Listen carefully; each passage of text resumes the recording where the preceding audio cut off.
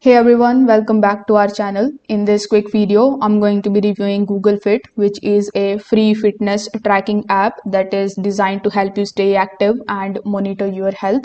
But before we dive in, you can check out the link in the description to explore Google Fit and see if it is right for you.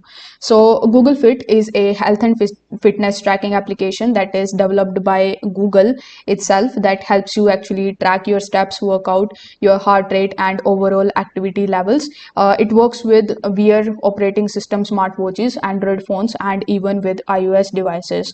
Now, here are some of the things that I really like about this particular app. So, first of all, it is completely free. There is no subscription or any hidden fees. The second thing is that there are works across the devices, so you can sync it with your smartwatch fitness application, and you are good to go.